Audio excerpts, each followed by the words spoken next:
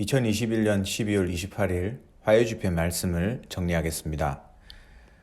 서론에서 유 목사님이 어렸을 때 아기를 잊어버렸는데 막 찾아다니다가 결국 그 자녀가 집에 혼자서 돌아왔다고 합니다. 그러면 그 엄마 아빠가 아이를 찾기까지 얼마나 그 심정이 안타깝고 힘들었겠습니까? 아이를 찾아야 된다는 그 마음, 우리가 전도를 할 때 그런 마음으로 해라 라고 말씀을 하면서 집회 서론을 시작하셨어요. 유 목사님과 권사님 2명이 지역으로 파고들었는데 예비된 자, 갈급한 자들이 반드시 있다는 것을 발견했다 했습니다. 방법도 필요 없다 했어요. 그리고 또 이 일을 하는데 시끄럽게 떠들 필요도 없다. 조용히 진행해라. 누가 하는지 못 알아차릴 정도로 제자를 찾는다라는 마음으로 하라고 말씀하셨습니다. 이번 화요집회의 큰 주제는 마지막 점검입니다. 마지막 점검. 그래서 첫 번째 강의, 전도제자 강의죠. 하나님이 내게 주신 것만 해라. 사도행전 1장 1절에서 8절입니다. 여기 있는 사람들은 하나님이 내게 주신 것만 했던 사람들이다 했어요. 우리가 내 생각이 항상 걸림돌이 됩니다. 창세기 3장이죠. 내 입장이 가장 영향을 줍니다. 창세기 6장입니다. 내 주장을 많이 하게 됩니다. 창세기 11장입니다. 창세기 3장, 6장, 11장에 걸린다는 말이죠. 99% 사람들이 이렇게 하고 있습니다. 근데 0.1% 사람들은 하나님의 것으로 합니다. 하나님의 말씀으로 과거를 확인하고 또 지금 하나님의 뜻을 찾습니다. 미래는 하나님의 계획을 선택하죠. 이러면 세계복음 할 수 있다 했습니다. 서론에 렘넌트 7명들이 다 이렇게 했다. 그리고 그 부모들이 그렇게 했다 말씀하셨습니다. 다윗을 전쟁터에 보냈고 또 사무엘을 성전에 보냈고 모세를 광주리에 담아서 보냈어요. 부모들이 그렇게 한 거죠. 이런 축복을 누려라. 그러면서 본론에 임마누엘에 대해서 말씀하셨습니다. 성경에서 가장 많이 가르치는 것이 임마누엘이다. 임마누엘이라는 것은 예수님의 이름이기도 하죠. 첫째 계획이요, 마지막 계획이요, 영원한 계획이다. 그것이 임마누엘이다. 어느 정도 함께 하시느냐? 영원 전부터 임마누엘 하십니다. 내가 태어나기도 전에 영세전에 우리를 택하셨다. 그래야 과거 문제가 해결됩니다. 왜냐하면 창세기 3장 사건은 우리가 태어나기도 전에 터졌기 때문에. 두 번째는 성취된 임마누엘입니다. 시간표만 다를 뿐 똑같다. 그래야 오늘 문제가 해결된다 했습니다. 해결된 것과 해결될 것은 시간표가 다를 뿐 같은 말이다. 세 번째는 내게 임한 임마누엘입니다. 이때부터 치유가 일어나는 거죠. 하나님은 이미 나를 치유했다. 그것을 믿고 고백하면 응답이 오기 시작한다 했습니다. 그 상태가 중요한 거죠. 갈라디아서 2장 20절에 너의 죽은 상태를 없애고 함께 하겠다 하셨고요. 고린도서 5장 17절에는 새로운 피조물이 될 정도로 임한 것이다. 그래서 맞구나. 이것을 믿을 때 증거가 오고 이미 되어진 것이다. 예수님도 그렇게 말씀하셨잖아요. 믿고 구한 것은 받은 줄로 믿으라 했습니다. 그 상태와 상황은 이미 받은 거죠. 이루어질 것이 남은 겁니다. 네 번째는 후대에게 임마누엘, 바로 서밋 운동입니다. 렘넌트 운동이죠. 다섯 번째는 영세토록 임마누엘입니다. 우리의 배경입니다. 이 답을 가지고 있으면 응답이 오는 게 아니라 이루어져 온다 했습니다. 병들어도 이 은혜, 또 답을 가지고 있으면 치유적으로 이루어진다 말씀하셨어요. 상대를 두고 영적인 것을 전달하면 이루어진다 했습니다. 그게 중보기도예요.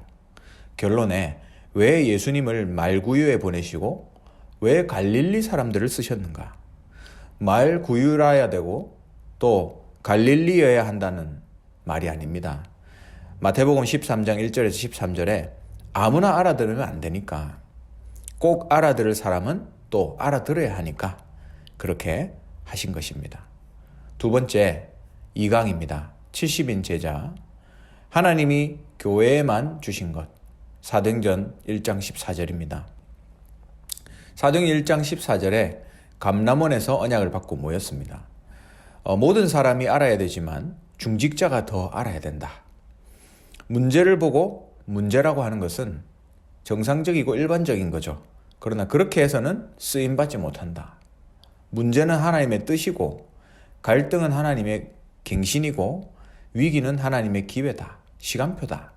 이걸 볼 수 있는 사람이 쓰임받는 겁니다. 참된 복음과 참된 복음을 가진 사람은 다른 말이죠. 참된 복음을 가진 사람은 자연적으로 증인이 되게 돼 있습니다. 이걸 모르면 교회를 모르는 것이다. 교회는 문제 있는 자가 와야 되죠. 문제 보고 문제에 빠지면 할 수가 없습니다. 운전학원에는 운전을 못하는 사람이 가서 운전을 배우러 와야 되죠. 교회도 똑같습니다. 서론에 구원받은 것은 하나님의 은혜다. 우리가 믿음으로 구원받았다. 그러니까 감사해서 사명을 감당하는 거죠. 은혜는 모르고 받았지만 사명은 알고 하는 것입니다. 그 사이에 있는 것이 바로 믿음이에요. 구원은 가치 없는 게 아니라 계산이 안 되기 때문에 은혜로 받은 것입니다. 본론에 사도행전 1장 1절에서 14절에 이 사람들이 누구냐? 갈릴리 언약을 본 사람들입니다. 또 감람원에서 파견된 사람들입니다. 그리고 마가다락방에서 파송될 사람들이에요. 본론 첫 번째에 갈릴리 언약을 본 사람들. 그리스도로 안 끝난 사람을 사탄은 알고 있다. 문제는 절대 해결 안 되게 돼 있다 했습니다. 이 사람들이 부활 메시지를 들었어요. 요한복음 19장 30절에 다 이루었다. 부활 메시지가 뭡니까? 보좌의 역사를 약속하신 거죠. 하늘과 땅의 모든 권세를 가지고 함께 하겠다. 이렇게 약속하셨습니다. 이 사람들이 감람원으로 초대됐어요. 두 번째, 감람원에서 파견된 사람들. 40일 집중을 했습니다. 엄청난 미션을 주셨죠. 393입니다. 첫 번째는 성삼위 하나님. 두 번째, 9가지 보좌의 세팅. 바로 하나님 나라의 일입니다. 세 번째는 교회의 3시대. 마가다락방에 가니까 이제 이 미션을 받은 거죠. 그리고 미래까지 얘기하셨습니다. 로마 또 이스라엘이 멸망당할 것을 말씀하셨죠. 세 번째, 마가다락방에서 세계로 파송될 사람들이었습니다. 감람원의 메시지를 들고 내려왔어요. 다른 것을 가르치면 우리는 안 됩니다. 교인들이 이것으로 무장 안 되면 부흥돼도 부흥된 게 아니에요. 세계 교회는 문을 닫고 또 한국 교회는 싸우고 있습니다. 중직자는 다른 것 잡고 고생하지 말고 진짜 은혜를 받아야 된다. 절대로 물질의 기준을 두지 말아라. 죽는 것이다 하셨습니다. 누가복음 16장 9절에 불의한 재물로 친구를 사귀어라. 그 말은 돈이 의가 아니라는 말이죠. 그리고 5가지 시간표가 온다. 5가지 문이 열린다. 능력이 나타난다 했습니다. 이래서 세상에 나가야 된다. 이것을 중직자 70인이 알아야 됩니다. 하나님이 원하는 것을 안 하면 살아도 사는 게 아니다. 하나님이 꼭 주신 것을 놓치지 마라. 당부하셨습니다. 결론에 영적인 체험. 여기서 영적인 체험이 나온다. 영적 체험 중의 체험은 바로 24, 25 영원이다. 몸에 오는 체험은 나쁜 것도 아니고 좋은 것도 아닙니다. 진짜 체험은 하나님과 24가 되는 체험이에요. 이 부분은 이번 원단 기도에서 또 자세히 말씀해 주신다 했습니다. 세 번째, 미션홈 3강입니다. 하나님이 주신 현장을 해라. 사도행전 3장 1절에서 12절 처음부터 나옵니다. 제9시 기도 시간에 특히 렘넌트 보고 얘기해 줘라 했습니다. 렘넌트는 아직 남은 게 많잖아요. 그래서 속지 말아라. 우리 교회는 또 우리 부모님은 왜 그럴까? 속지 말아라. 싹 다 렘넌트를 위한 것이다. 문제 속에서 답을 찾아야 된다. 그래서 렘넌트는 세상을 두려워하지 마라. 아무 힘도 없는 것을 왜 두려워하나요? 세상을 부러워하지 말라. 가짜인데 왜 부러워하겠습니까? 그렇다고 우습게 보지 말라 했습니다. 사단이 존재하기 때문이죠.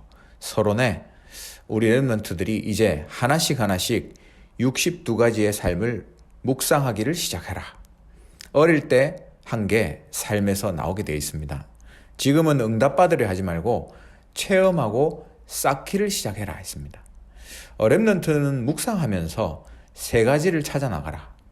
첫 번째는 기다림, 두 번째는 누림, 세 번째는 도전입니다. 그냥 기다림이 아니라 위드하면서 기다리고, 임마누엘 하면서 기다리고, 지금 있는 게 응답으로 다 바뀔 것이니까 원리스 하면서 기다려라. 그러면서 누리기 시작한다. 누림은 오직을 발견하는 것이다. 이것이면 끝난다 했습니다. 여기서 유일성이 따라오고 재창조가 나옵니다. 이걸 누리는 것이다 말씀하셨습니다. 어디에다가 세 번째 도전하는가? 하라는 말은 싸우라는 말이 아닙니다. 세상 살릴 플랫폼을 만들어라. 세계 살리는 파수망, 영적으로 살려야 되니까 영적 안테나 준비해라. 이것으로만 점검해서 계속 기도해 나가면 된다 했습니다. 기다리라는 예수님의 하신 말씀이죠. 그냥 기다리지 말고 오직 땅끝 이 언약을 잡고 기다리는 겁니다.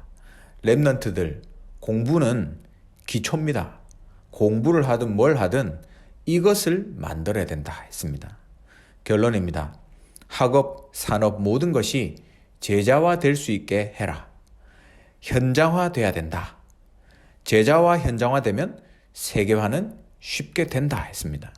학업과 사업, 기능 내용이 237 나라를 비대면이 대면화하게 하는 그 응답을 받으라 했습니다. 3단체는 이미 10년 전에 비대면, 대면화를 완성하고 뒤집었습니다. 더 무서운 것은 4차 산업이죠. 완전히 비대면이 대면화시키는 겁니다. 이것을 준비해라 했습니다.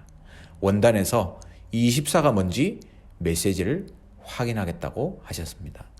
그래서 이번 화요집회 메시지 마지막 점검 1강은 전도제자 하나님이 내게 주신 것만 해라. 2강은 70인 하나님이 교회에만 주신 것을 해라. 3강은 미션홈 하나님이 주신 현장을 하라. 이렇게 말씀을 주셨고 이렇게 정리하도록 하겠습니다.